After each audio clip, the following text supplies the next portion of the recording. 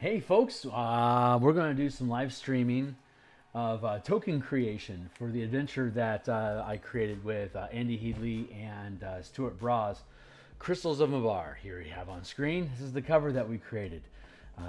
Give me a second here. I want to check my signal, make sure everything's up and running okay. I'm going to go through my intro spiel, and then we're going to get to work here for, I don't know, maybe 100 hours, like 100,000 hours, maybe like 100 minutes or so. We'll see how long it goes. So give me a second here to check my signal. Mic check, mic check. Give me a second here. It sounds like it's coming through real good tonight. I've got a fireplace kicking in the back. Literally there's a fireplace like 5 feet away from me, and I like to burn bright. So I may hop off stream here to throw another log on here or there, but fire brings me so much peace. It's wonderful. Let's see. Intro spiel. Let's do that, and then we'll get kicking. So I'm going to punch across Twitter and Discord channels that I'm up and at them while I'm doing this. If you've heard if this is the future after the stream and you've heard my intro before, skip ahead a minute or two. And hello, future. For us that are here in the now and live and direct, or you haven't heard the intro before and you want to find out more about me, then hey, my name is Phil Kearney. I create role-playing games, I illustrate them, I publish them online. I've been focusing my attention on Dungeons & Dragons 5th edition for the past 5 years, and there are a slew of links in the description down below of previous works that I've created. They all have extensive free previews, so you can click into any of them to see the kind of stuff that I do. If you're here for the artwork, there's probably about 150 different original illustrations that I placed across those books. If you're here for the D&D stuff, the things I build are meant for both players and DMs. I, as a DM, run campaigns from level 1 to 20 in about 200 to 250 hours before starting a new campaign over again. So the things that I publish are things that I either created during the course of a campaign that I thought was cool enough to share, or I knew I was going to need a piece of machinery like that in the 5e game system to be able to accomplish the type of campaign that I am planning on. Like, I'm preparing a Spelljammer campaign right now, so I needed to have Spelljammer mechanics up to the level of tech and interaction and exploration that I wanted for the type of campaign, a hex crawl campaign I wanted to run. So I built the Spelljammer Combat and Exploration book that I am currently illustrating in the mornings. Hey Nitro, it's good to see you, man. Let's see, I have just I finished my Discords. I've just posted that I'm live on Twitter, so if you're on Twitter X still, you can follow me at Phil Kearney if you'd like. Like, subscribe, hit the bell icon. We're climbing to 500 as my first significant goal, and we'll see how far I can get from there after. But thanks for everybody that's been tagging along with me. Let's see. Book cover. Here it is. We created this back around episode like 42 maybe, and we're currently on episode 181. So you can click here. Here's a full playlist. You can jump into the Wayback Machine here and go see when that cover was created if you want. But right now, we are creating creature tokens, and I'm going to be a doodlebug tonight. So I just get to play with black and white inks. I just get to throw down, let the muse take us to wherever she wants to go, and thank her for the trip. So we're working on the white. I'm just not satisfied with this dude. I just feel he could be better than where I'm at, and I know that one of the limitations that here is that I'm working within a 300 pixel space. So this is literally a 1-inch square token that you would have on Roll20. So it's a very limited constraint that I've built for myself to create these things, and I keep trying to push up the amount of detail and information that's packed into each inch, and I'm hitting my wall right now, and it's just grinding my gears that I created that artificial limitation. I set it there so that I wouldn't spend hundreds of hours on each goddamn illustration like it's some sort of Magic the Gathering card, because if I'm left to my own devices, that is exactly what I will do. So again, one of the reasons I'm here on stream at all in the first place is to hold myself accountable with my time, being able to make, because I know that people get bored if you stay on the same piece for too long. So it forces me to have artificial constraints to push my creativity, to get the job done in a faster time frame so that I can evolve as a production artist instead of just a casual artist. So I can be serious about doing stock art and projects of this size at faster rates of production in the future so that I can, get some of this stuff off my bucket list before I die. Because that is the dream. How much of this stuff can I actually get built before I die?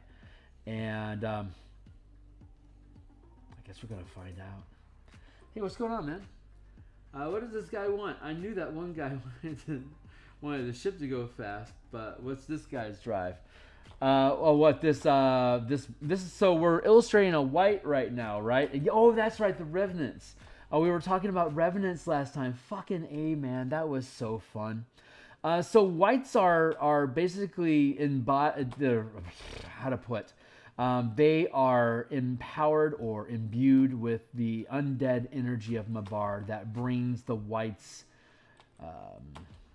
idioms to life. Idioms, yes, idiom, thank you, for lack of a better word. They are described as damned souls driven by vengeance, and they are cursed with eating flesh, but they are undead and free to pursue their own goals, right? Yeah, we were talking about this last time. Yeah, I'm still kind of kicking through the maybe it was these could be, well, okay, obviously if they're going to be risen soldiers, they'll either be long dead or they'll be whites or ghouls. So a white would be somebody that died here. They all died defending Karnath from the original manifest zone being created and going out of control. The entire platoon had to die in the process. So I'm trying to get this off-human, undeadish sort of look, and I just keep feeling like with the level of resolution that we have, it's falling into like this orc sort of space. And I know I'm blaming the sunk-in eyes on that. Maybe I can shallow those out. There we go. That's what I needed to do. So lighten it up. It's still got a bit of a hobgoblin feel to me, which is Dargoon, not Karnath. So I'm afraid of a misflavor. But they're at best a random encounter. So, like literally. So they don't warrant having a close-up as though they're important. Like Solzu, Karen, the Houndsman. We'll have close-up tokens of them, of like a bust shot, like the NPC portraits that we did. That's the level of importance that they are. Okay, here's my philosophy about characters. The more zoomed in you are on their face, the more important they are as NPCs in the adventure. The more full body, or worse yet, a group of them in one token, the less important they are to the plot. The more they are fodder or random encounter stuff that isn't likely to be ran across. So that's why I'm depicting this as a full body token, because the whites aren't intended to have any real importance, though obviously I've convinced myself over the course of the last conversation we had about them that I want whites to be like the Winter Walkers are basically cold damage, cold resistant whites.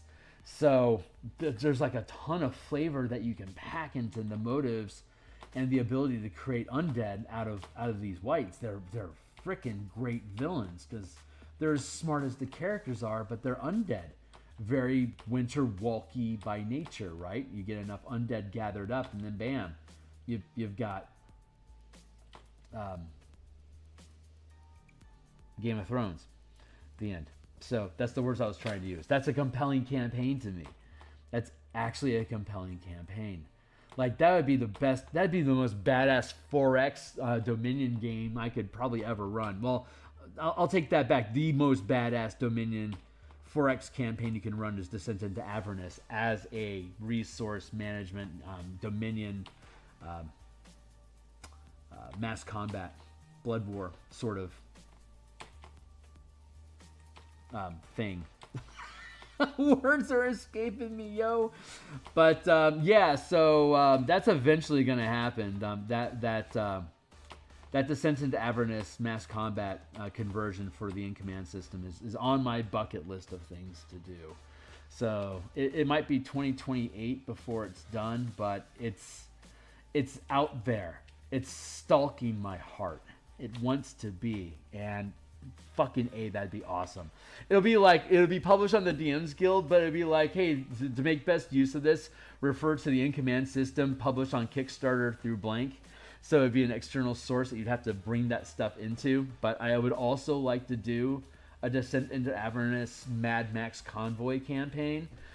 So those kind of just fold into each other, and I can just tear out a chunk of the command vehicles and just reflavor it specifically for Infernal War Machines, so I can add a serial number to it, because the way that the Kickstarter would be, it'd probably be Creative Commons, and it would just be using generic IP basically, so that's open source for folks to use. And the Kickstarter project would be people believing in my ability to create that they'd be willing to throw money at it just so I can put it on the Creative Commons.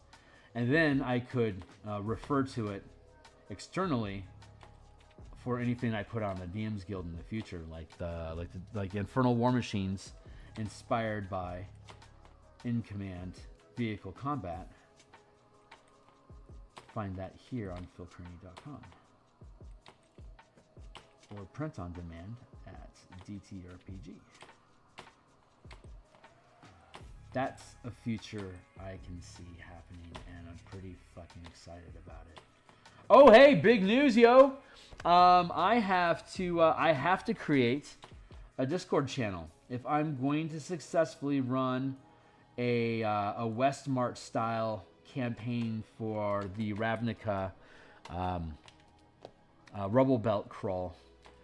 I have to have a Discord up and running. So that's the next thing I have on my list. That's the next project once the Spelljammer book is done. So that's gonna be like next week or two. I'll have that up and running. I've been a moderator on Indestructiboy's Designosphere for a couple years now, and I understand the roughness, like how to moderate. I can run a community. I think I'm doing a fairly good job doing that with Taryn, but it's a big difference when it's your Discord, because you're always moderator on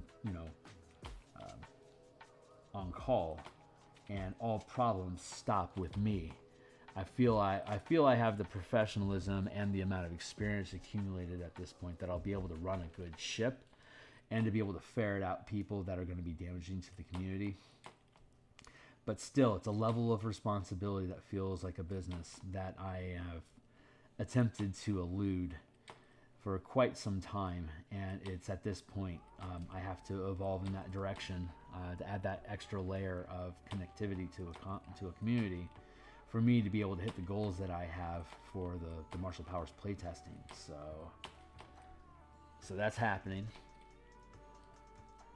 Hey Zona, how you doing? Speaking of important NPCs, I still haven't talked to you about the last session. Oh yes. I'm looking forward to my friend ended up with the party saving NPCs from the. Oh great! But without me describing them yet. Oh no kidding! Wow, they didn't even ask what they were, huh? Neat. Yeah, Zona. With the playtesting, I have to have that hub, so I can just basically split Martial Powers, Color Mana, Spelljammer, Theurgy, Eberron stuff, in command playtesting, Descent into Avernus Musings. Basically, those are only like the 8 major channels. Eberron was in there. Oh yeah, and then the random the adventure creator, and then I guess like philosophy and world building, art sharing, all the other content crap that I have to have on there to be a real community. But I'm going to try to start off slow and just have a general chat, and then as conversation drives, that'll let me know what to prioritize on building next. So confident I can do it. It's a level of responsibility that is a definite shift in gears in my reality. But I've known it's coming for a while, and I think I'm in an emotional space to be able to sustain that. It's not going to change any of my current. I just might have less time surfing around other channels, but I'm definitely sticking around with Terra, and that doesn't change. Basically, this is just me running. I mean, I already run so much of this of the intros and driving people to the Spelljammer Discord. You know, it's just I build communities. It's so funny that I've resisted it so long, but I'm really good at networking and building communities, and I think it's just finally time to use those skills to my own benefit. So I'm looking forward to it. That also means that if you caught today's Martial Power stream, I walked through and did some. I need some more updating on the power gear magic equipment that we create, but I think it's updated to a point now and consistent. And having had an opportunity to walk back through it today, I won't be back on stream for Martial Powers until Friday. But when I do, I'm looking forward just to creating some random gear, some like thematic stuff that teams can pick up. I really like the idea of the utility of the gear, basically either embellishing their mana pool or adding to their repertoire of things that they can do automatically, and then have less things that they have more options to kit into a wider array of stuff. It's like you can build social items and exploration items and combat items keyed with different ranks of power, and build them thematically like an exploration themed like we had Boots of the Billy Goat up there. Well, we've embellished and added to the system since we first visited that. So now, like, you have the Cliff Runner sustained power, and you have the slow fall reaction, and but then we also have I think there's a climbing feat that we can tack onto it now as a zero mana ability. So I think we can curve it out to be like a really interesting, like 4 or 5 item, like sort of artifact that scales with your character. It'd be like a very rare item. It'd just have like a stack of different things that you could invest your mana on, while other things could have like 2 or 3 things that it could offer you to do, and have like a mana resource attached to it. So it'll give you some free mana on top of being able to use the abilities in there. So there's a lot of diversity in there. It's a really cool. It's a very formulaic magic system. So it's I was a huge fan of the 3rd edition Magic design system. God damn, that was so fucking cool.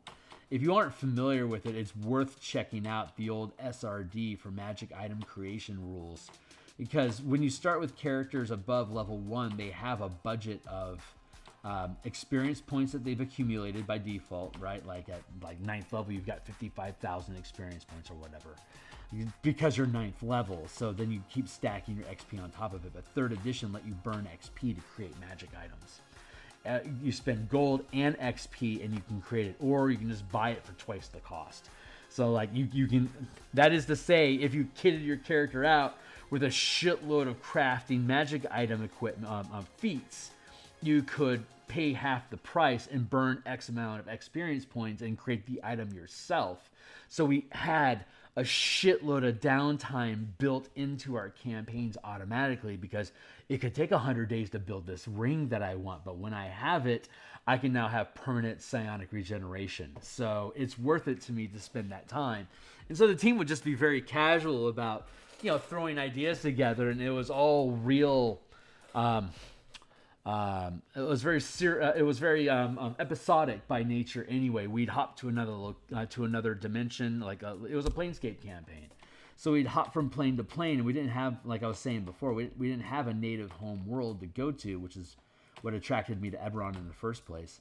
But since we didn't have any permanent plane that we were anchored in, you just yeet into a new dimension. You know, like one of our campaigns was in the ethereal plane specifically. And it was, ironically enough, it was a very radiant citadel sort of setup. It was a demi-plane that was sustained by a massive crystal that hung in the middle of this spherical demi-space. There were multiple levels. Like the higher up the crystal you rose was the higher wealth level, like aristocrats, and then wealthy, then comfortable, then poor, then at the very bottom of it was the dredge, whatever. So it was this very hierarchy system, and they were taking caravans through the ethereal plane, visiting all these little demi-world pockets, and there's these nests of phase spiders that would have giant webs that they would have to work around. So it's kind of like an ethereal hex crawl of a sorts, 3E style. And that was one of the planar things that they did. They hung out in the plane of air for a while with air pirates, which is where my sense of aerial combat and using normal action economy to pilot ships that kind of grew out of the air pirate. We had these airfoils, right? They were basically like if any of you have seen Waterworld, the boat that Kevin Costner had, it was a badass boat. It was like a kite. It was basically a kite that skimmed across the surface of the water. So what we did instead was we put counterweights, or gun turrets were the counterweights, on a gyroscope with a central frame with a giant kite and different type of sails. So you could basically fly along currents of wind in the plane of air, and you had guns. You had little gun pods that would hang off to counterweight to keep the boat centered flat, so that the sails would do what you need, while you had your guns basically rotating around the central axis. Up here, I'll show you. So you have this foil here, and you'd have a platform, and you'd have basically gyroscopes here, and you'd have gun pods down here, and you'd have a central sail up here. So while depending on whatever kind of wind patterns you wanted for your ship, you'd be able to have a central area here that was the compartments where you live, like your bunks and like your kitchen and stuff like that. And then this far long shaft out front would have all the sails that you needed. There was a tall mast here with another sail, and then there were the counterweights here, so that no matter what the wind currents were doing, the gun pods down here would help keep this mast aright, so that you would be able to fly straight and still be able to keep soup on your table while you're flying along. And these would be of different sizes, so they'd scale down to like 20-foot like combat kites, up to 500 feet galleons that would just. So there's pirates of different levels, different scales that would attack, and everyone had Featherfall as a free spell that they could cast once per day. And at later levels, they had rings that would be able to do them at will. But yeah, that was one of the campaigns we were running around in. Another one was somewhere in Elysium. They were hanging out with volcanoes in this little community that existed in this little nestled area. No, that wasn't it. It was just a random. It was a random material plane that didn't exist. It was just a whole, like, it was like a one continent planet that we just dropped this, prime material plane on, just so you'd have like a regular surface world, but it didn't matter where it was. So it was just like a chunk of rock. And it was very, very Spelljammer in nature. Since we had Spelljammer and Planescape, it was like just creating like an 800-mile planet. Not a big deal. It's just got one major, maybe 2 or 3 big islands. Otherwise, it's water or whatever. And then, so that's where you just drop your setting on. And then it had all the outer planes and inner plane connections to the elements. So on this one, it was a volcanic planet, and it had a community that was built up. And one of the volcanoes in the ridge was going to go, and it was going to be a portal that opens up to the plane of fire. So it was spewing out a bunch of fire elementals, hellhounds, all sorts of fire creatures and the team got wound up from the ethereal adventure with a bunch of genie or jinn, right, from the plane of air. So when this planar thing was happening, they tapped their resources. One of the players was dating a genie, so and it was one of those grant a wish genies. So she got them out of a jam. It was a romance thing. It was super cool, but she had access to royalty jinn, so they were forming an army against the Afridi that were coming out of the volcano to try to protect this community. Because that's where we had new players on the team, and that's the community that they grew up on. So that's why they were anchored to this area to have to deal with it. And so they dealt with it. And this is like around, I think that was an 18th level adventure. It was pretty fucking cool. And then we got into like Limbo and Asgard and Limbo, like little pocket, like Limbo was fun. The rules we had for Limbo, I'm way on tangent. Sorry guys, hold on. Let me get my job done here. Like actually do my goddamn job for a change. It's gonna be good that this is moving to the mornings soon, because mornings are more like production focused. I'm gonna have to find some artsy something to do with you guys, probably on Thursday nights.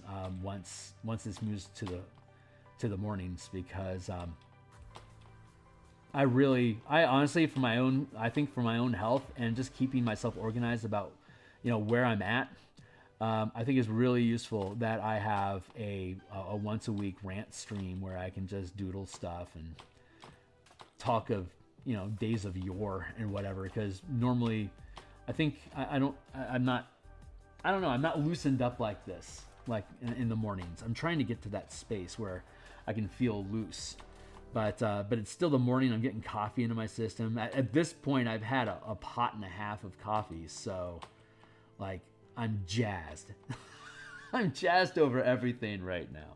So my energy is like way higher than it is in the morning. Man, if I could do it differently, I'd have like a 3-hour block at the end of my day every day, and like start my job at 6 a.m., finish it at 2.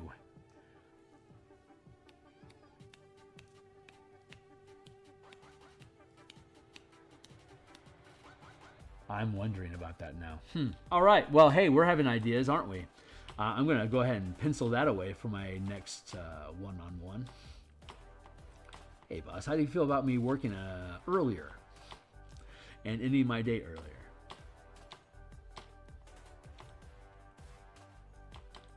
There might be something to that. Stay tuned.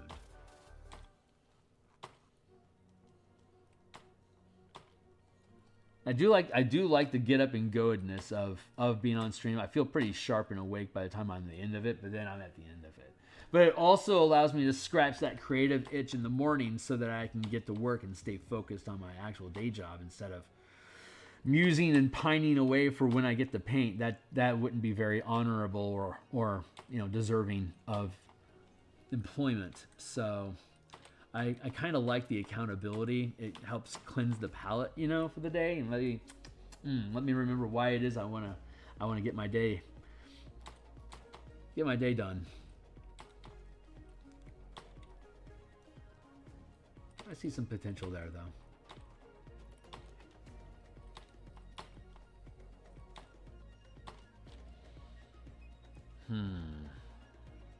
I think, yeah, okay. Oh, good. Let's get that on frame there. That feels pretty good here. Yeah, this all feels pretty good. I'm happy with this. No, I think I can make his head just a bit smaller and I'll be very happy.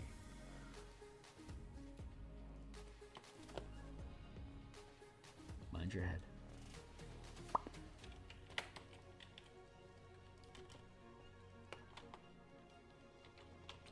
Cut, paste. I feel like I'm missing out on a conversation.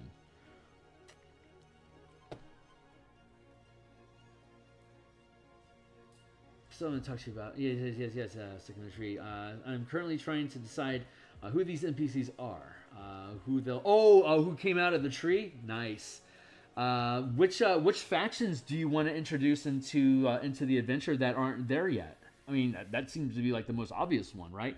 Either you want to introduce a new element, or potential conflict to the team? Do you need more allies or do you need more enemies? That's probably your best place to start. Like, do they need more help or do they need to get hamstrung? Because if they help the spy, that's poking around and trying to assess if these guys have gone traitor on the 12, maybe that could end up being an ally in the final fight if you need them to come around, because you'll have a mutual goal of taking them out, but then you'll also have to deal with who these spies are trying to seize control, and maybe they've already got a side guy that's turning on the teleportation circle, so that there's already troops moving in. If you want to complicate the setting and the ending beyond the actual ritual itself, is like now you have to actually deal with the Nazis. That's a spin. Or if you need an ally, is it? I think you already have the Silver Flames active, right? So I think the gatekeepers would be naturally aligned with the same goals as the Silver Flames, but from what I understand, the Silver Flames aren't really a big fan of a lot of the participants in the circle of the gatekeepers. Like they got a lot of shifters and greenskins, and they don't trust those types so much. So they might have common goals, but they might view themselves as rivals because their factions war so often. So the team could find themselves getting caught in clumsy friendly fire during conflicts if you have them both on board with you trying to do a raid. And if you do have both on board with you trying to do a raid, then you're going to want to punch up the amount of undead and Emerald Claw that are running around, or the amount of undead that are coming through, and or demon types that come through the connection to Mabar, and how cooperative you want them to be with Sozu and the Emerald Claw that are performing the ritual, which are all totally up to you. You can make it as hard or as easy as you want, depending on how many factions you decide to throw into the mix. But obviously, the more factions you have involved, the larger the scale of conflict is going to be. And sadly, I don't have my command mechanics published yet, but it'd be able to easily handle a skirmish of 15 on 20. But, it just depends on the flavor that you want for the campaign. I'm liking this guy. He's looking good. What's up? Limbo is nuts. I fucking love... That was what we were talking about. Oh, I want to talk about Limbo. Hold on. Most of the party was sent to Ader. Okay. The party heard... most of the party was sent by Ader. Okay, got it. And the party heard from... Hey, Shiner. It's good to see you, my guy. Let's see. The party heard from the Thistlebrook Mayor about some adventures that came through, claiming to be sent from the Gatekeepers, the Silver Flame cover. Oh, okay, gotcha. Claimed to be sent from... They're using the Gatekeepers as cover for being the Silver Flames. That's hilarious. Wow, that is hilarious. That would be funny if actual Gatekeepers showed up. And maybe there's like a weird reputation going on about things that Silver Flames have done that are like way over the line. So like they're really pushing their authority or their assumed abilities in Karnath while giving Gatekeepers a bad name. After teaming up with the adventurers, they actually were sent by the Gatekeepers. Oh, gotcha. Okay, got it. I didn't know. Did they get deputized? Because a deputy crawling around with a badge would be a decent rival. Because he'd probably just want you guys to all fuck off.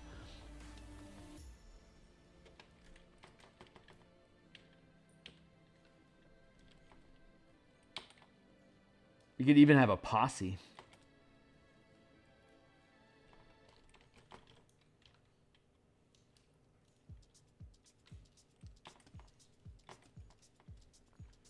Wow, if you, geez, that's an idea. If you wanted to have the Red Wolf mercenaries adversarial, the sheriff could have a posse that arrives with more reports of undead being read in neighboring communities. They couldn't ignore it.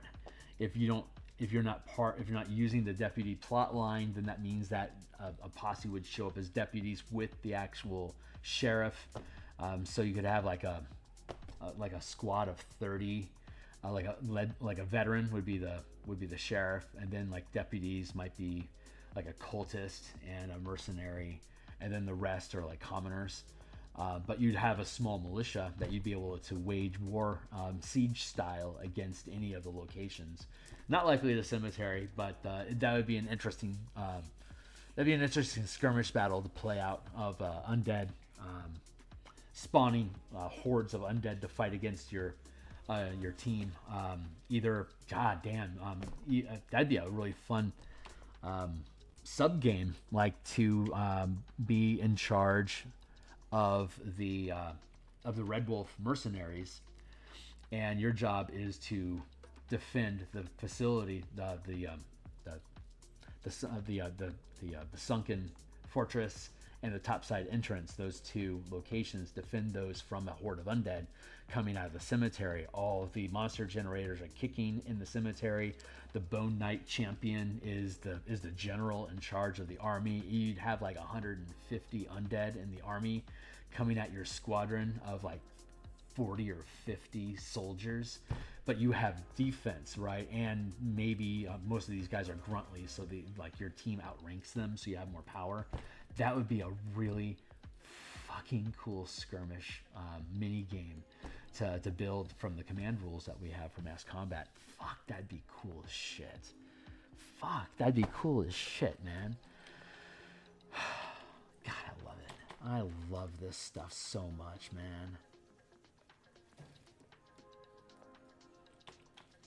Okay, so I made a promise to some of our players that I would run this as an actual adventure for them, and I agreed to. And so I'm going to have to carve out space for that when this is done. Luckily, that's not going to be until next year at some point, so I have time. But I can do that. So we could build we could build this a command style campaign, and see how we can tear this thing apart and put it back together again as a Dominion campaign theme. That would be fucking fun. That would be super fun. There was conversations about building out the black pudding that stops up and creates why the passages are flooding in Act 3 in the dungeon, because there's a drain that naturally leads down into the underground caverns, but there's a black ooze that's clogging the hole. So there's basically a clogged drain. But if you get it out of there, all the water from the rain and stuff would drain out, and you would eventually be able to take a chimney path down into the Underdark, so which they call Kyber in Eberron. But there could be legions of undead that had accumulated deep underground and were being pulled to Mabar, so you could have undead underground skirmishes with your sheriff posse and your mercenaries that you pick up for your after you defeat the dungeon. The Talenta Plains have halfling dino riders, and they got really aggressive about hunting into the Karnath grasslands during the last war, because there wasn't really enough resources to be able to keep them out. So now there's whole tribes of halflings running across southern Karnath that have to get cleared out.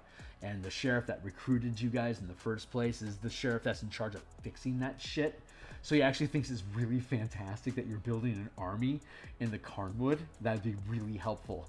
So the Dominions is naturally scaling your characters into basically taking control of the Karnath heartland to the south and west of where the Talenta Plains spill in, where the borderline's kind of in dispute.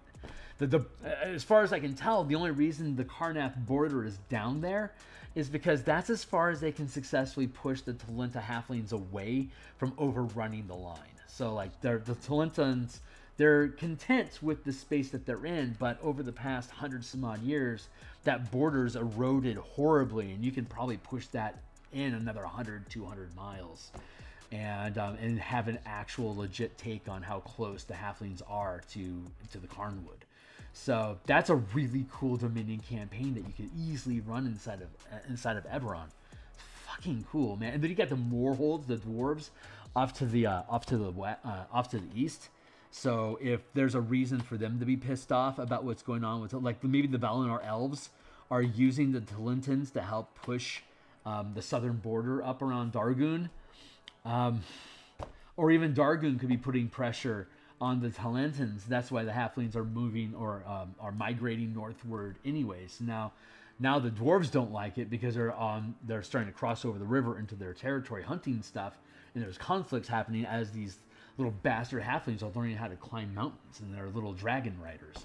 So that could be a lot of fun. So you could have a triad there taking effect with like Valinor and Dargun in the wing as like ringer mercenary groups. That'd be a cool 4X campaign. So your job would be to build the resources and fortifications inside of the Talenta Karnath Plain heartland, and so you establish different way stations for you to have patrols going off of as basically ability checks at the Dominion scale. And then you would be making the seasonal decisions about where you wanted to put pressure on and what kind of tribal resistance is there from the halflings. That'd be a real easy 4X campaign to throw together. Like, super easy. You can start like just start it at 10th level when you get through this thing. Yeah, you'd be 9th level when you get through this. So that'd be perfect. In the old BX system, 9th level is basically when you started having a castle. I find that ironic that I never noticed that before, but it's totally true. If you do this thing at 8th level, when you're done, you should be 9th level, and then you have a fortress that you can then take ownership of. That's so fucking perfect. You can expunge it of all the evil, clear out the Underdark beneath it to make sure that there's no resonance that is going to cause you nightmares at night.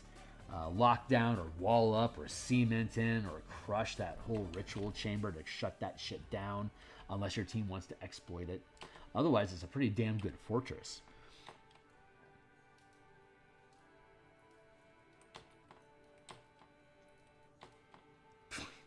That's such a cool thing to do, man. I love that shit.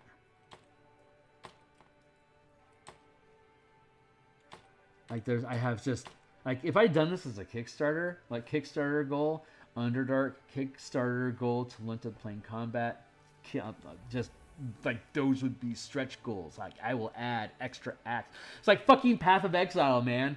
It's like we have this 2-act game and you run through it 3 times, but over time we spread it out to be 6. Now it's 9 acts. It's like you can go from level 1 to 100 just playing Path through.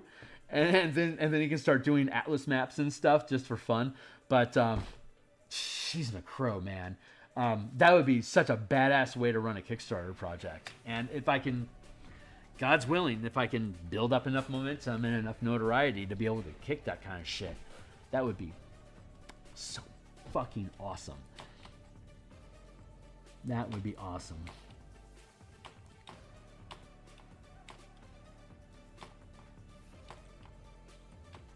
I would love to do that. Just random up a campaign idea and just keep riffing off of it.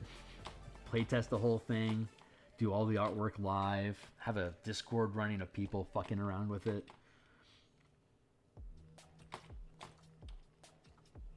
Pay my writers and editors cash. Plus royalty maybe off of like whatever thing we're gonna be on. God, that'd be amazing. And just paint and talk about it and blah de blah. Have one person in the tree be a spy for the 12, and the other person maybe it's just lumberjacks. And no, they'd have to have a reason to be able to keep crawling around, so that because if they were too commoner, they're just gonna want to get the fuck out of there, and that's. Yeah, so the cover's going to get blown. They need to be able to infiltrate their way in somehow, right? So you need maybe Yeah, maybe sheriff is the way to go. It doesn't sound like you have sheriffs introduced, right? They're mostly gatekeepers now, right?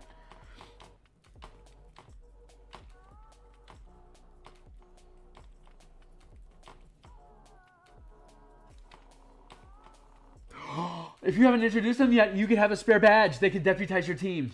It's like, hey, help us out with this thing. And now you have two commoners tagging along with you that are supposed to be sheriffs. One of them is a spy who's actually like a cultist or an expert or something like that. It's like a higher CR thing. Veteran, whatever. But is playing as these just like Tweedledums that are thankful that there's somebody with some combat competence coming around here to help take care of business. Here, be deputized, please.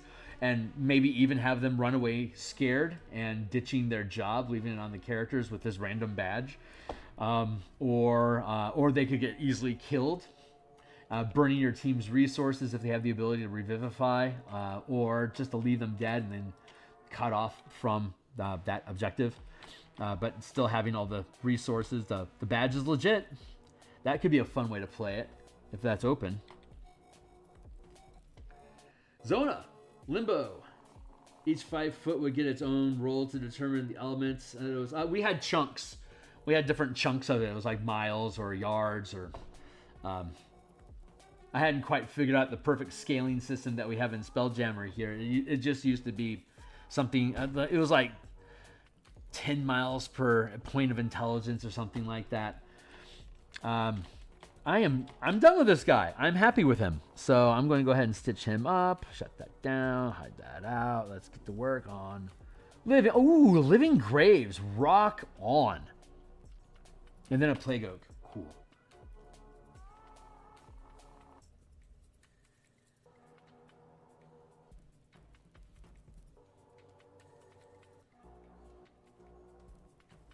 Fuck yeah, dude.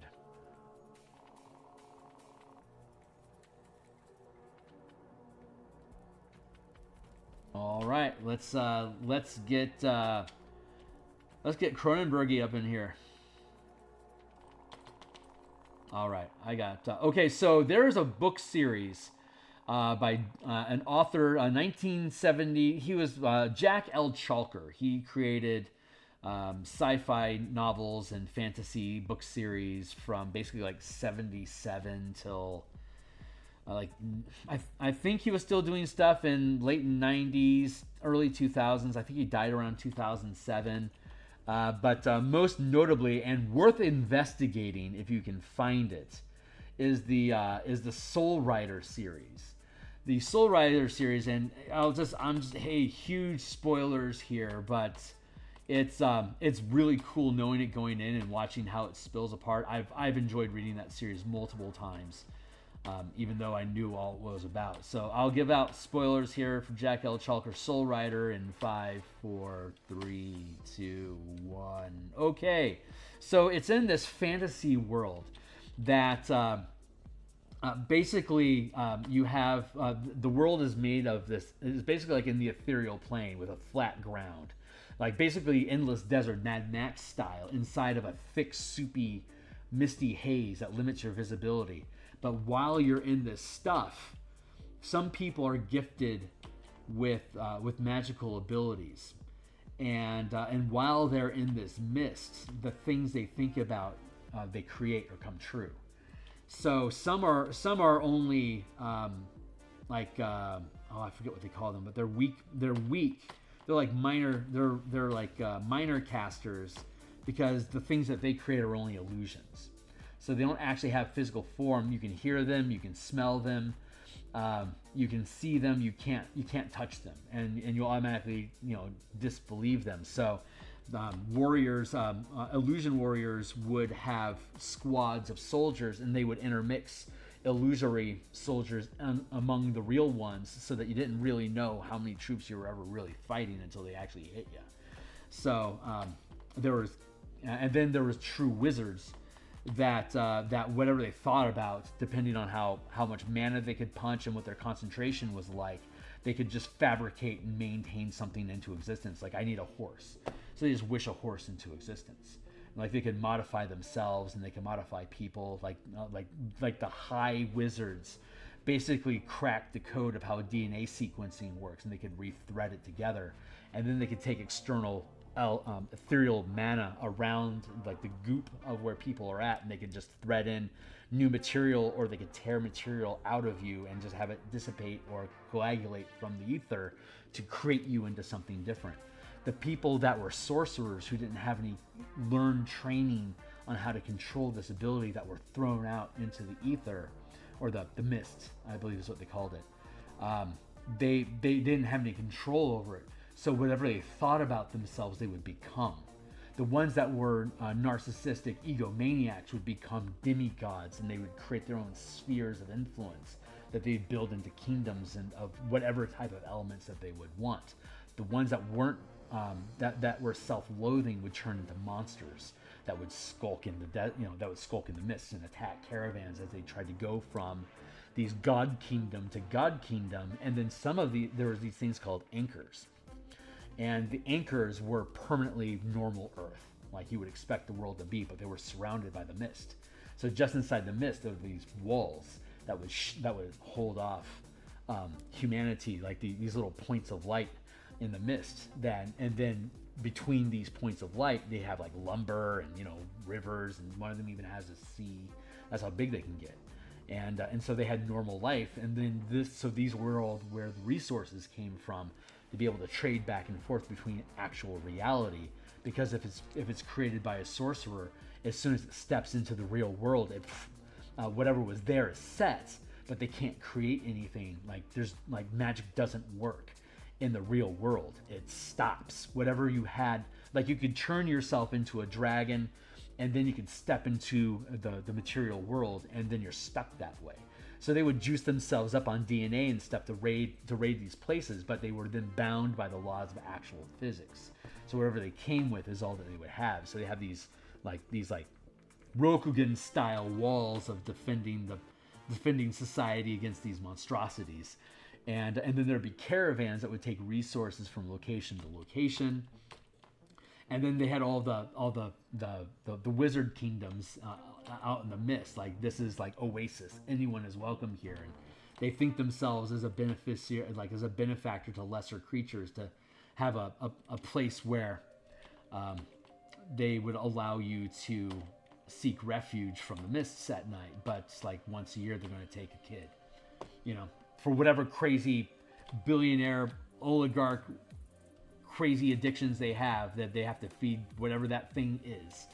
But some of them were just complete nightmare sadist monsters that would create creatures just so that they could kill them, and then they'd create more creatures and kill them, and they would like steal souls out of other communities and send abominations through the mist to attack people and steal them in the night, so that they could have real emotional experiences of being terrorized that the sorcerer would feed off, that this wizard thing would feed off of.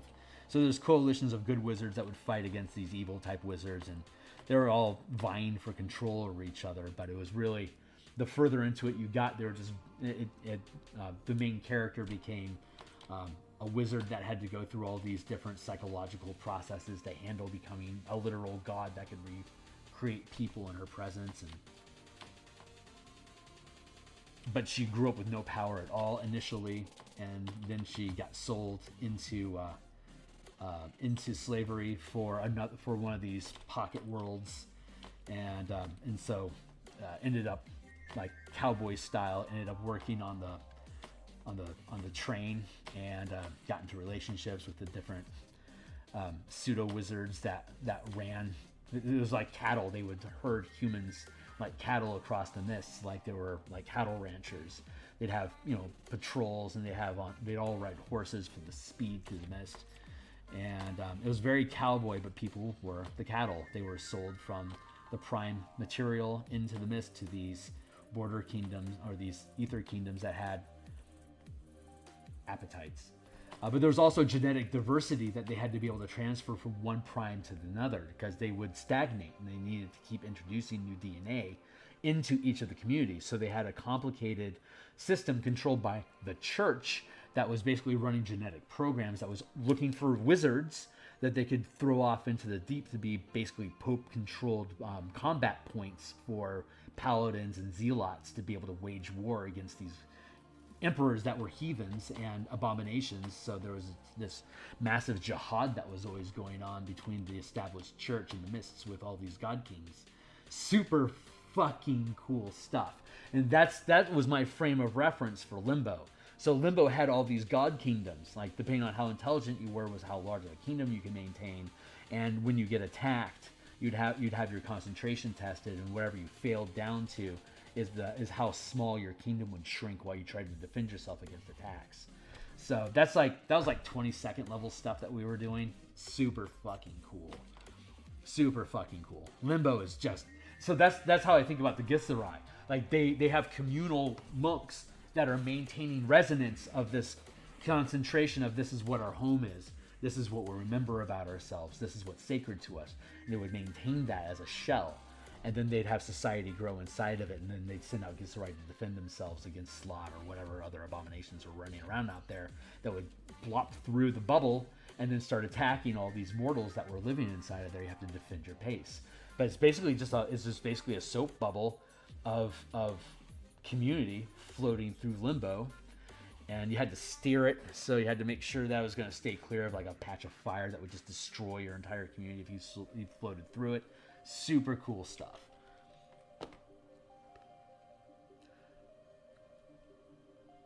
Like the idea of hiding the involvement of the 12 until it's already gotten to the point where they're trying to get rid of the party because they know too much. Yeah. Absolutely.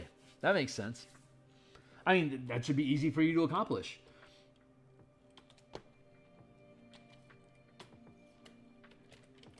My brain keeps going to the deputy. I was, hold on, 5 foot square, yeah. Yeah, that's why my brain keeps going back to the deputy, because it would instill trust. And so it could be 3 of them, and one of them is a dummy. They were a plant. They were already on the sheriff's roster. They had gotten on there a while ago. The 12 specifically put that guy on the roster, so they would always know what's going on with, investigation stuff out in this direction as they're pushing their resources this way. They're just tapping somebody, and this guy's been a sleeper for the past 6 years or whatever, and now he's coming to light, and he's on the job, and now here he is. He brought along the Pokey brothers, probably as bait against undead if something went weird, so he could leave them for dead. Who knows? I'm going to. So this is called a living grave. Basically, it's a mass. It's a Cronenberg mass of undead that have basically fused into a flesh pile, and occasionally a chunk of it tears off as a zombie or a ghoul and just starts shambling on to go attack somebody. It's basically a gauntlet style monster generator. Most of the time they're underwater, but we're just gonna leave some of it up here for you guys to look at. So I'm gonna see if I can build one of these things decently, make it look cool with the amount of space that I've allocated to myself to do it.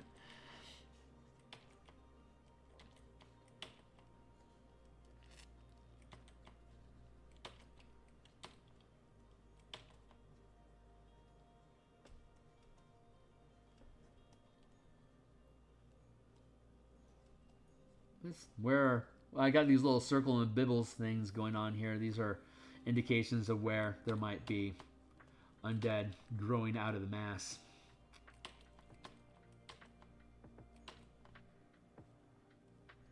So we'll see. We'll see who steps forward and ends up being winners in this hodgepodge soup of damned souls.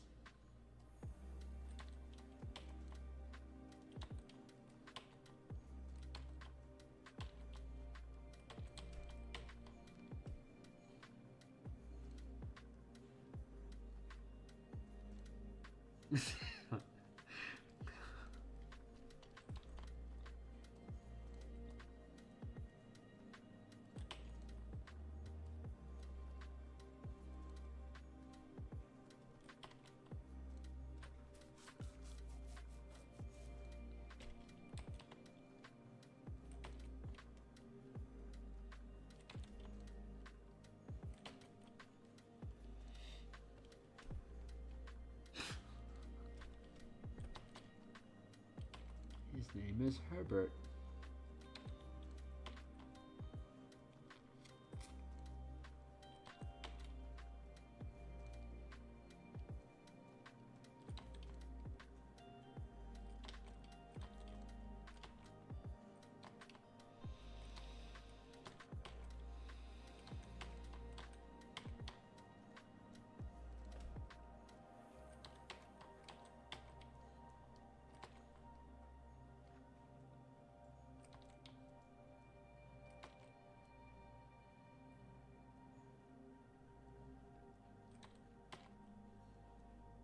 This is going to be a lot of fun to make. I can tell already.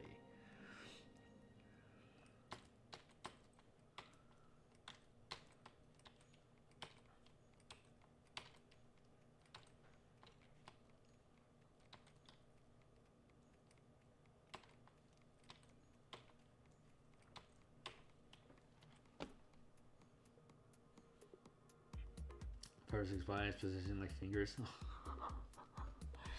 Let's let that percolate for a second, huh? That's a great thought. I hadn't even looked at it yet. This is that great autonomic space that I get to fall into, where I get to turn off my brain and let the muse do what she wants to do, and we all get to see what it is that she comes up with for us. But I see what you're talking about. Yeah, like here, like there's like a thumb here, and then here's a finger, here's a finger, here's a finger, here's a finger. I love that.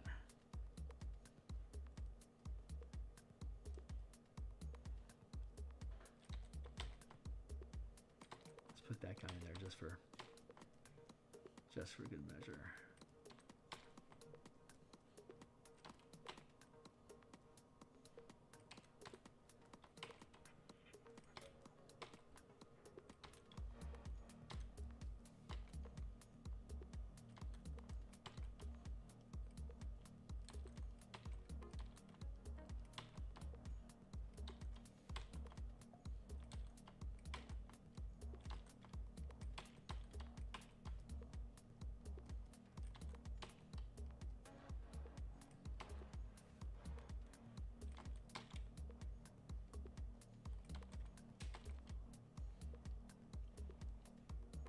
Just, oh God, this is such a great creative space to be inside of.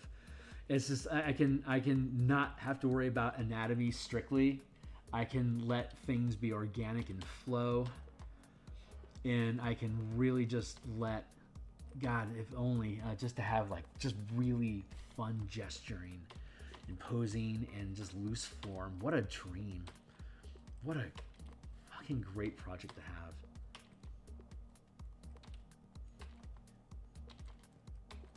I want to overdo it though.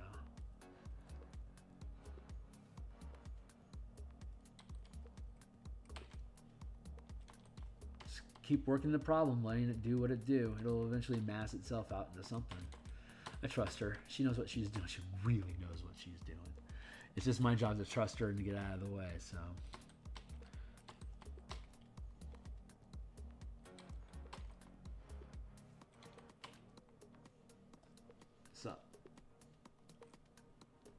One time I ran a living grave, and the gravekeeper was actually an extension of the creature. Nice! That's awesome. I love it.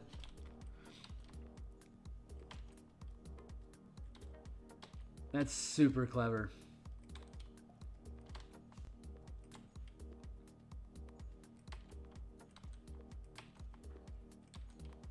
Does it demand terrible things for its help?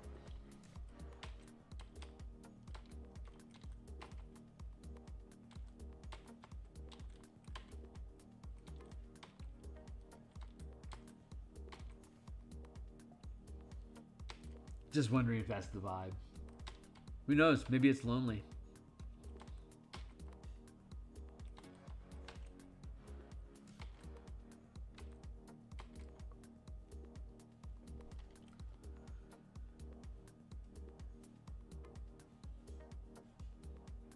Yep. Well, I've got a bunch of blank spaces in here. So, like, here's a foot. Yeah, I don't know. I don't know what's going on. These are just the forms that are popping out at me right now, and I'm trying to melt them together and let it spin on in a different direction. So I'm sure some will be.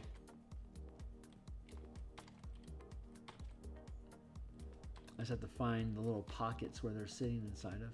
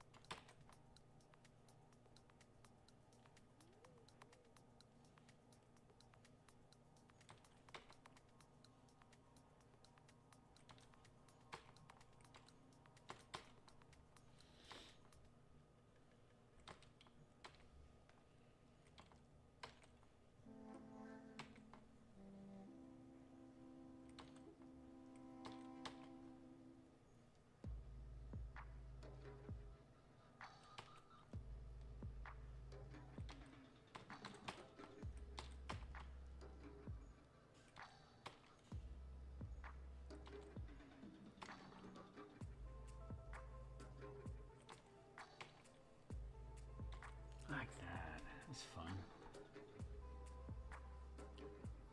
You're one of the wrongful death. Oh, neat.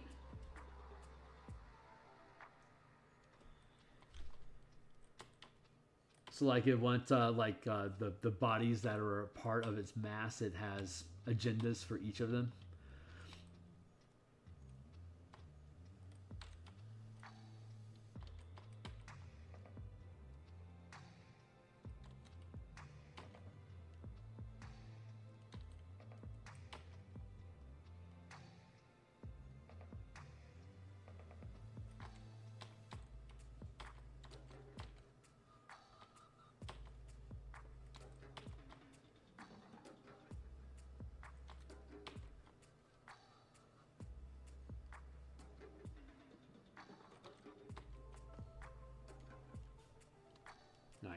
Nice. That's a really cool source of quests. That feels very Dark Souls, man. Well done.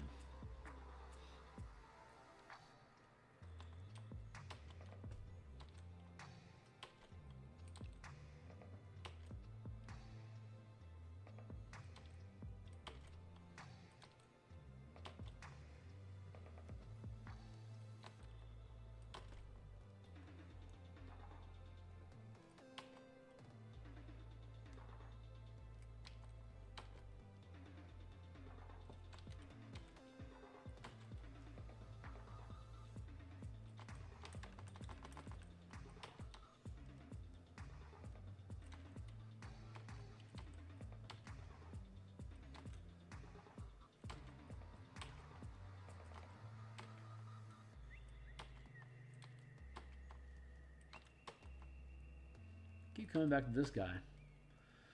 She wants to do something with him.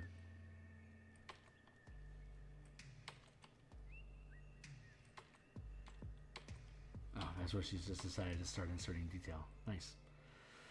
I see you, sister.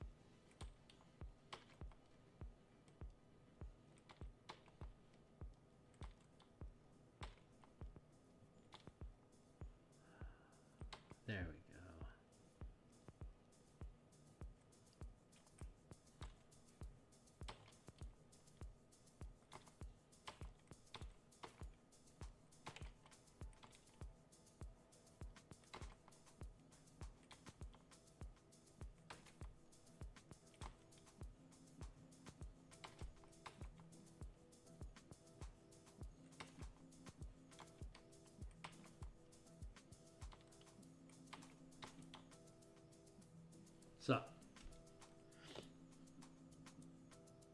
where strange stuff happens there. Yeah. Imagine this now with limbs and bones protruding at odd angles, heads growing out of some of the cheeks. Yep. Cronenberg shit, baby.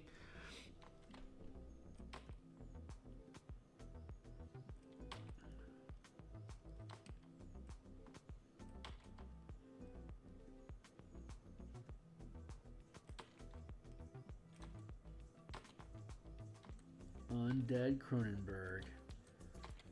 You know what I mean? Big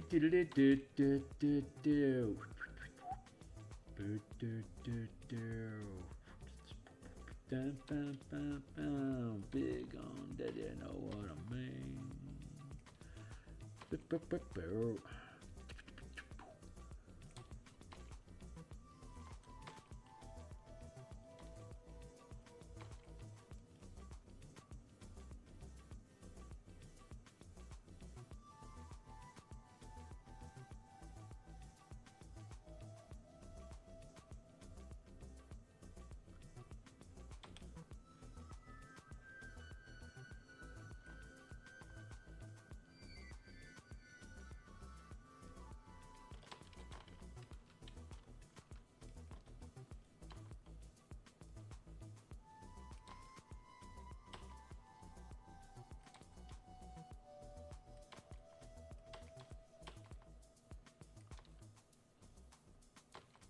Get my topography on, yo.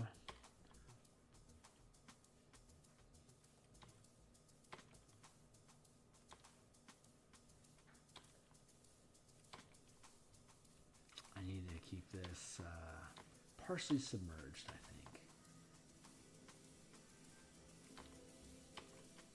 So you don't really know where it ends.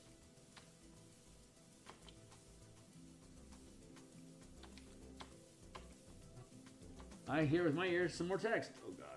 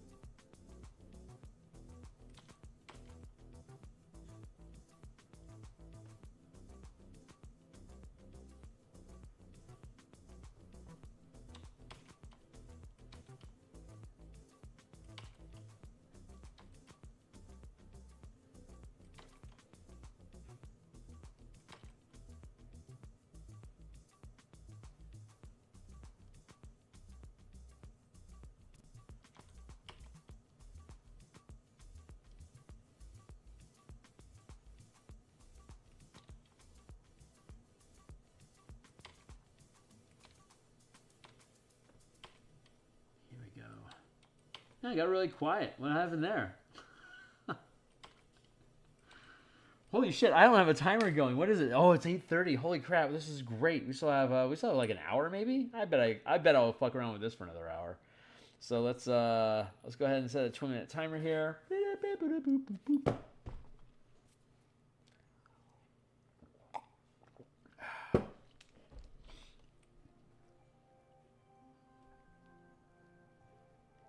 Getting tired of ghouls and long dead, so I had one of the latter take its skull off and swing at people. That's fantastic.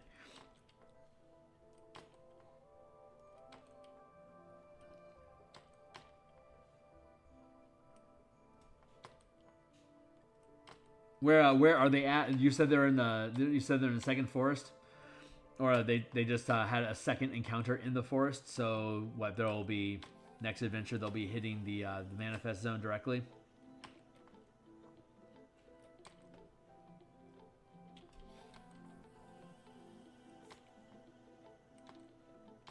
Do you think they're at risk of burning out on zombies already?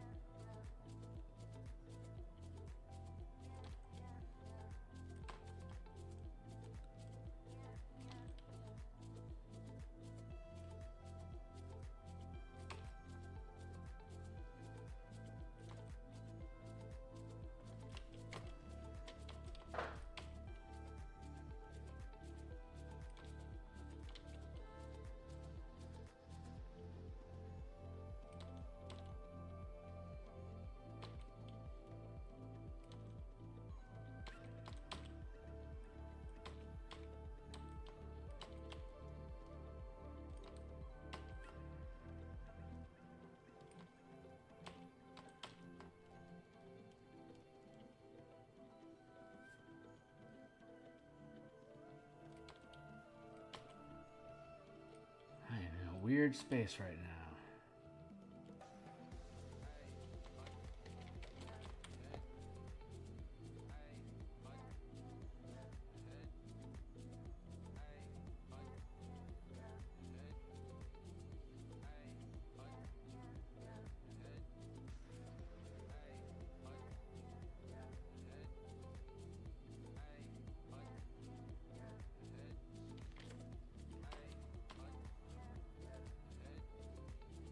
Merge down. Merge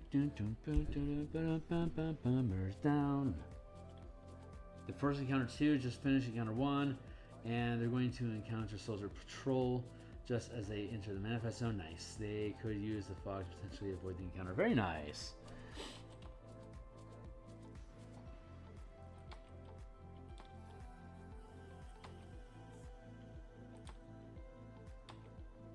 You're leading them to the flooded fortress.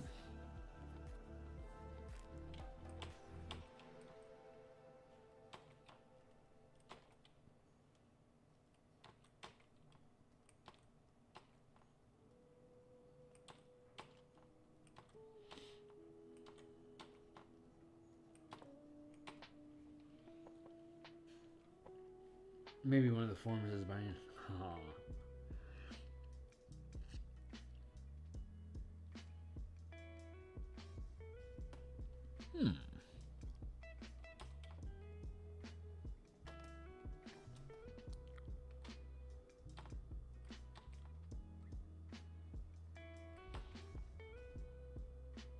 I can get on board with that.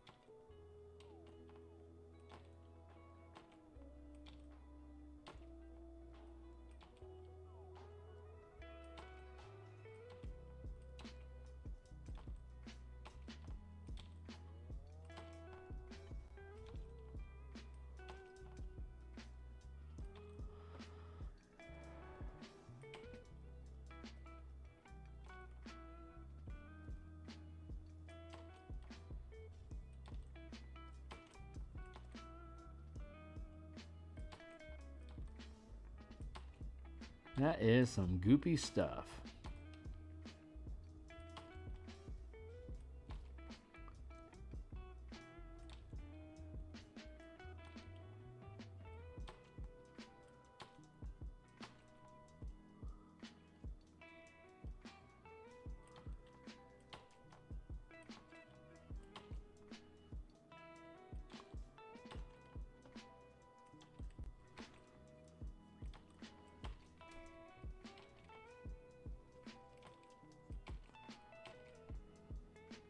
Hold on for a minute.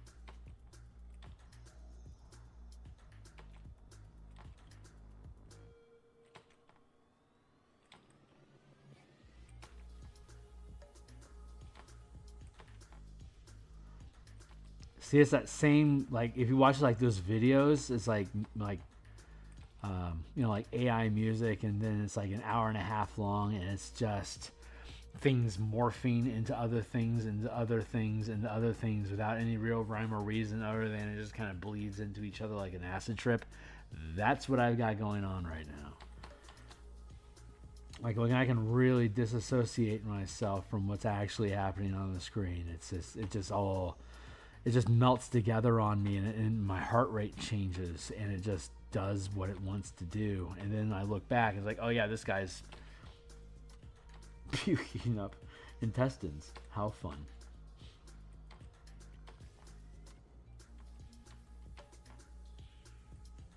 But this is the kind of artwork that I did in like I'd wrap my books in a paper, like a brown paper bag, and this is the kind of stuff I'd just doodle across it. When I was done, I'd tear it off and I'd start over a new one.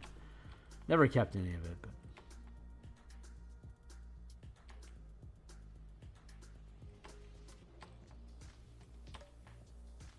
this is something I could just absently do. I didn't realize it was actually a skill I was going to end up developing into this. I was just 16, you know, I was just fucking around and not giving a crap about class. Bored on the bus or whatever.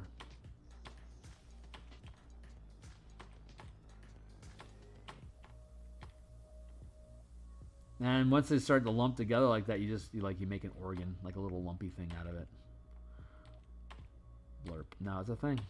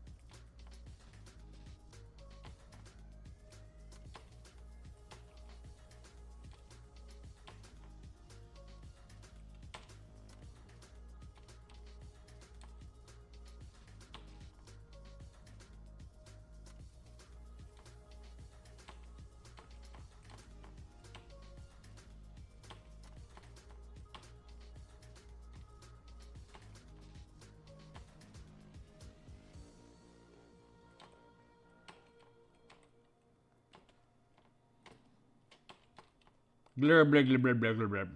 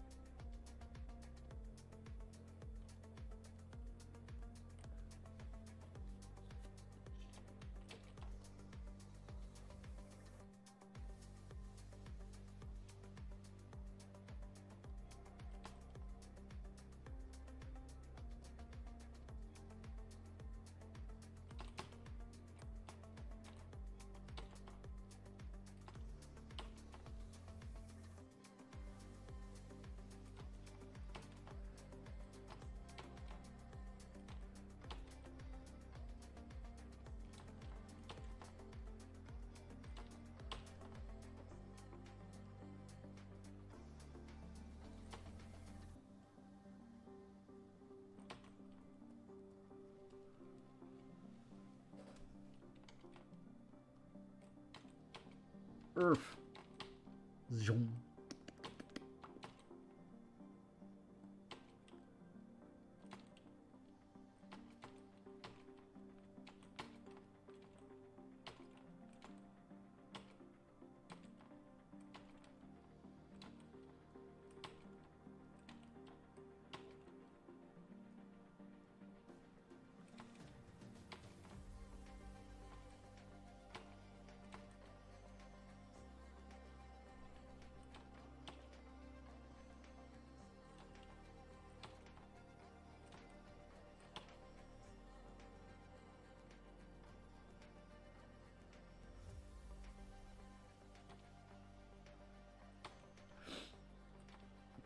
My brain turned off.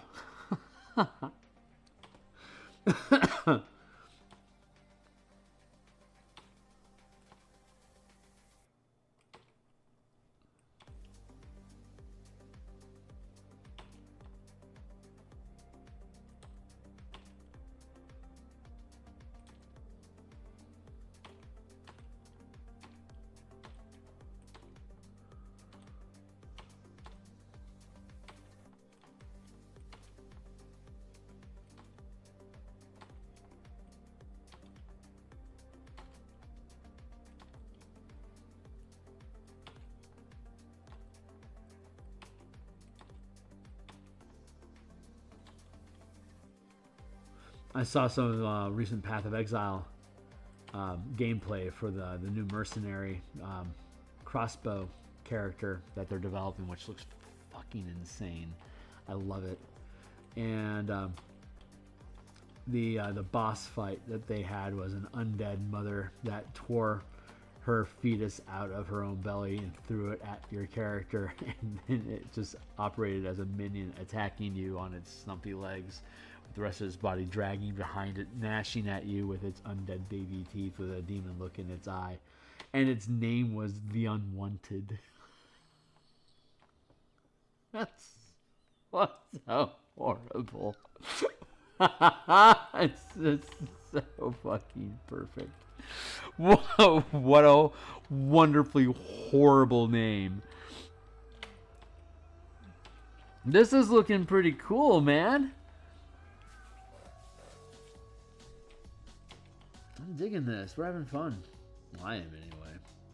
Not as talkative as I am as usual, I'm noticing, but I mean, I fell in deep. Like I was like pulling out of the cockpit. Like that's how distant stuff got for me there, like down the tunnel.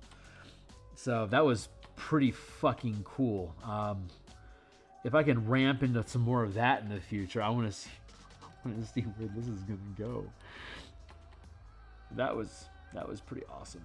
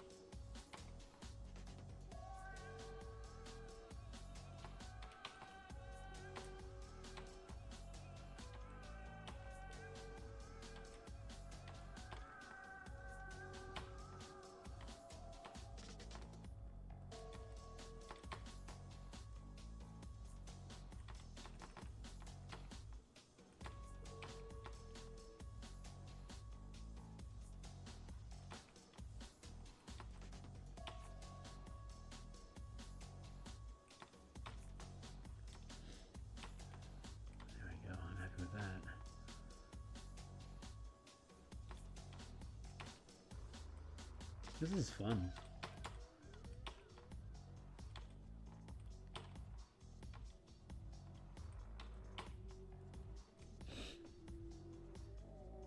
So what you need is integrate body horror into all your other work.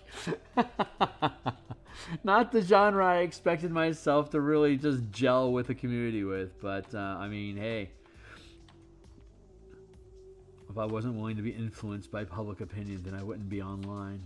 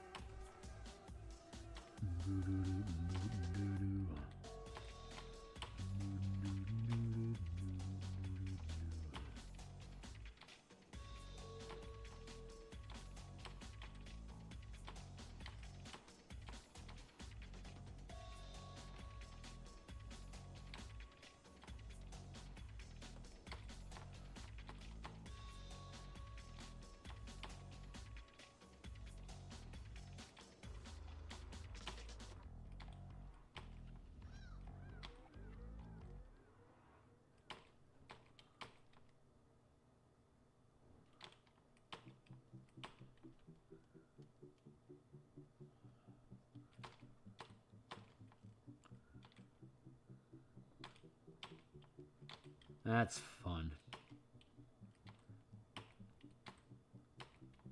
Something to be said about the ultra organicness of body horror. I don't know what is this, like fusion gore?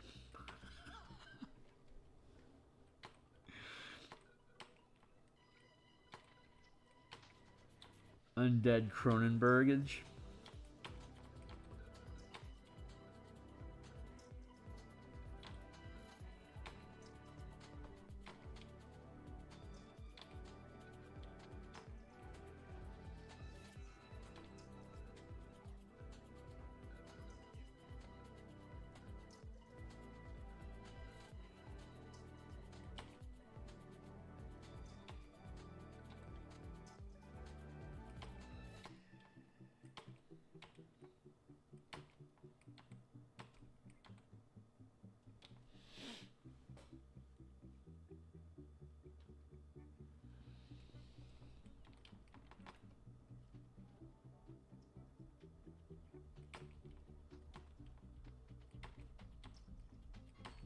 Hey, Timely Timer. Thanks for keeping time. I said thank you.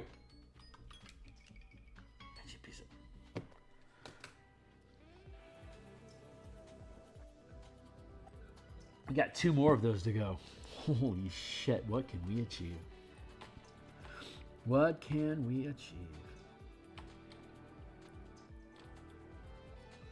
Oh, that's cool.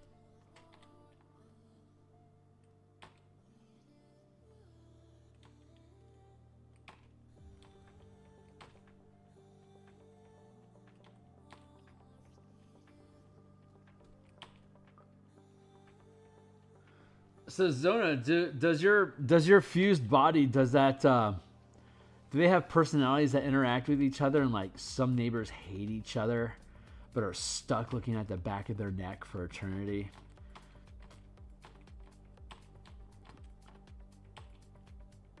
I feel like there could be a lot of spite built up in that mass.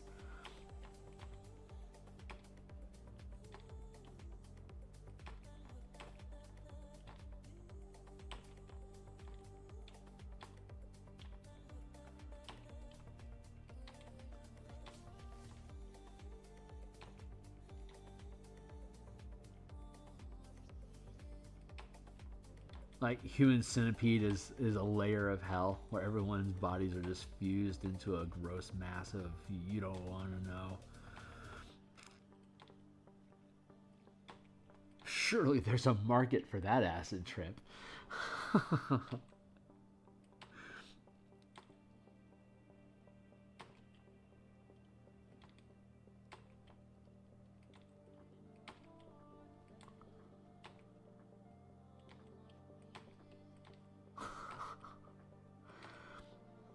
Good times. I don't want to make anything too structured out of it, but I still need the anatomy there. So there's it's all the little gappy bits, like the little, you know, like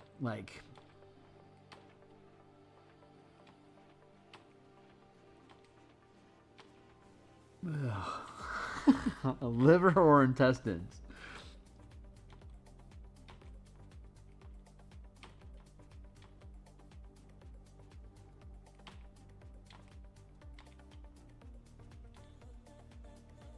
Like, I want things to melt into each other, but it's a delicate balance of being able to maintain its distinct form enough to have it stand out from the mass while still being incorporated as part of the mass. So it's a lot of fidgeting with what feels right about where the balance of specific versus vague anatomy exists in any particular space.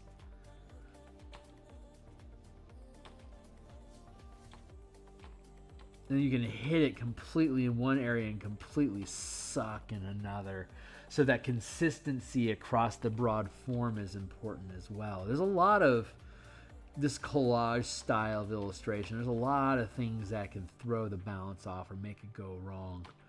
So this is an ambitious thing for me to be pursuing, which is why it's been such a delight for me, because these are truly challenging pieces. Because you either have to really micromanage all the details, or you have to completely just let it go and trust it's going to work out. And obviously, I'm in the latter camp. But occasionally, when I'm off kilter, the former part, my ego will attempt to engage with the machinery, and it just gets locked out. Oh, there it goes.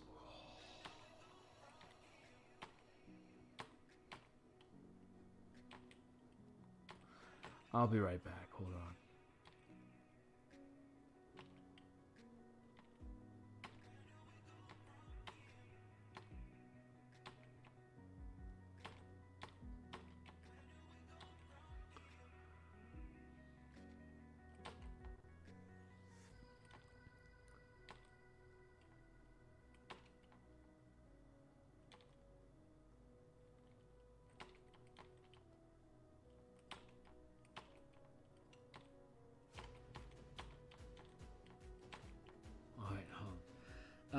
Surely you need to integrate a body horn.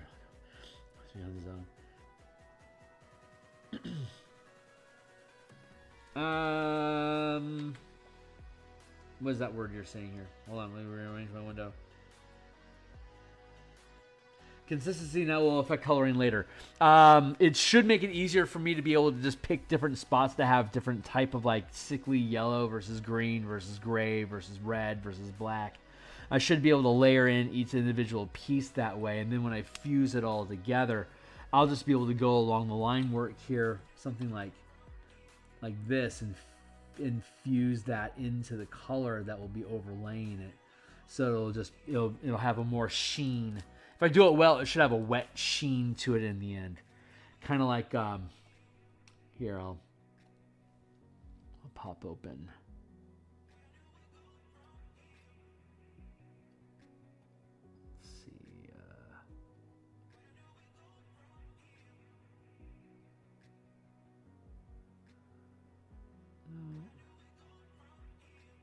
There we go. Book creation, collaboration, Andy Bryan. Right. So in the book cover here, like this tar, like this tar gookiness, glunk, the slick, glitterly opal of it. That's probably an effect I'm going to add into this mess.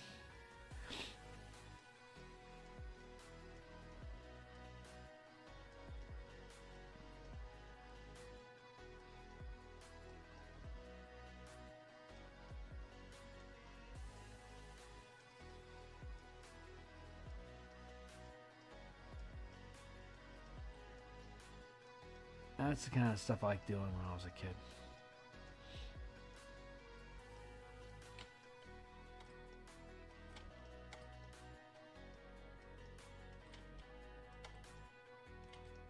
There you go. That was a fun book cover to create. I fucking loved it.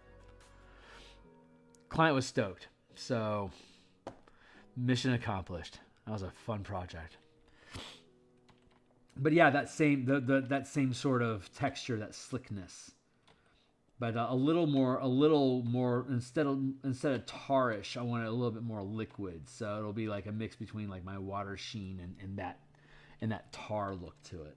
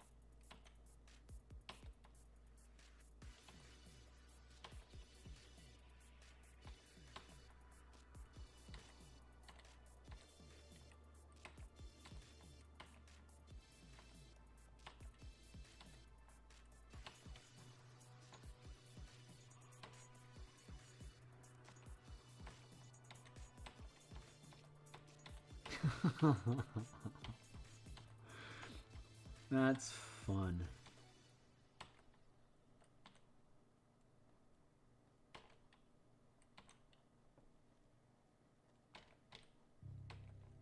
Just mush. Fun.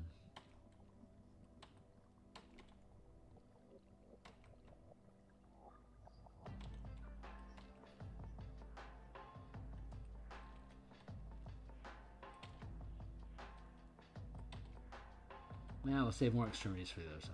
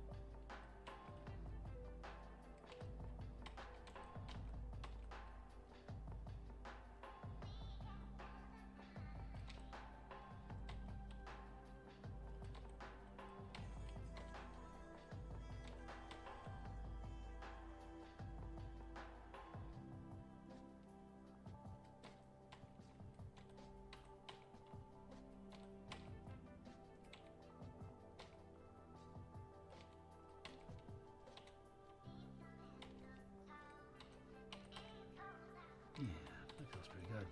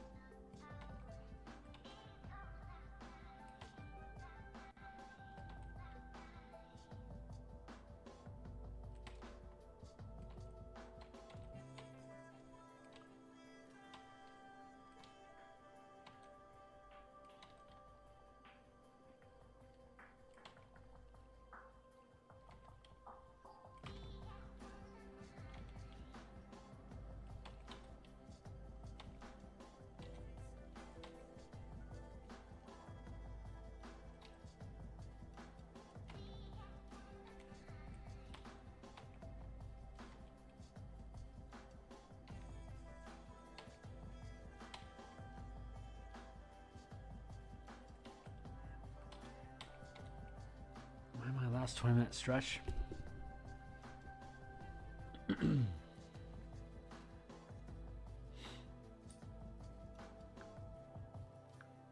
Yeah. You know what? My brain just said I'm done. So I'm going to wrap up. Don't know why. It just triggered, and we do what we're told. So we're going to go ahead and wrap it up for tonight.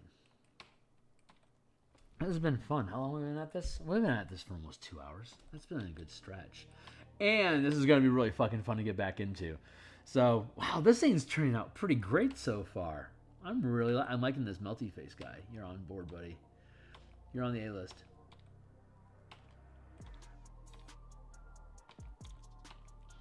There's some cool stuff going on inside here, man. I'm happy with this. Yeah, later, my guys. All right, so for those that don't know, so that are tuning in here at the end, thanks a lot for being here. I stream 6 days a week, Monday through Friday. In the morning, I'm doing Spelljammer ship combat, exploration, artwork, basically page spot art. And Mondays and Thursday nights, like right now, I'm doing Eberron creature token art, just like this. And then on this week, we had earlier today, Martial Powers, looking at Artificers and Warlocks. You can check out that. That's fresh.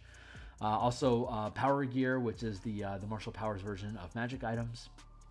You can check that stuff out for use for martial characters in Dungeons & Dragons 5th edition. And then on Friday, we'll be picking up and building example gear, power gear, using the rules. power gear that we created to create thematic items to equip characters with for hijinks. So that'll be Friday afternoon, and then on Saturday we're going to start the campaign design for the Ravnica Belt Crawl campaign that we're running for characters level 3 to 7. So we're going to start building that out, and we're going to launch a Discord channel before the end of the month. So if you want to stick around, like, subscribe, hit the bell icon to get notification. Follow me on Twitter at Phil Kearney. I have notification that my Discord is open and welcome for folks to talk about all the stuff that we create. So I will see you guys tomorrow morning. I hope you have a fantastic night. Thanks a lot for hanging out with me, folks. See y'all on the other side. Laters.